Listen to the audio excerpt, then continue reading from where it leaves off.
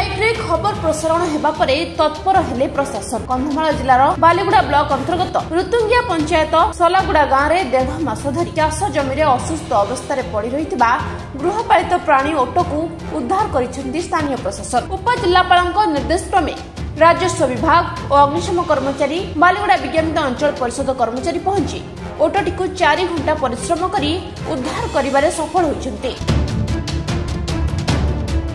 एवं ताकू बालीगुड़ा प्राणी चिकित्सालय को नहीं उत्तम चिकित्सा जोगाई दिया जाऊ बोली अंचलवासी बालीगुड़ा प्रशासन को अनुरोध करिसेंती। एहा सहित स्थानीय प्रशासन और सांबादिक बंधु माननकु धन्यवाद जणाइछन्ती अंचलवासी। जो ओटो पड़ीथिला गुटे मासे होउथिला से लोक जने बाहर आसला बाहर राज्य जड़े आसिक सी ये गोटे गातर पड़गला ताकू छाड़ी देकी सी पलैला।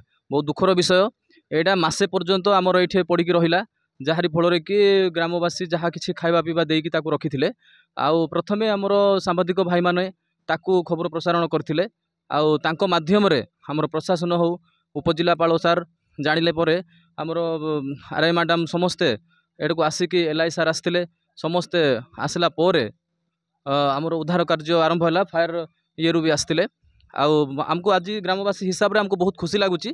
आउ सांबादिक भाई माने खबर प्रसारण कले आउ प्रशासन जानिला तापर एटा व्यवस्था जो हैला आ ऑटो को बहुत माने कष्ट करिकी उद्धार करिकी ताकू पुणी बालीगुड़ा को निया होची सेटा आम पई गोटे गर्वर विषय।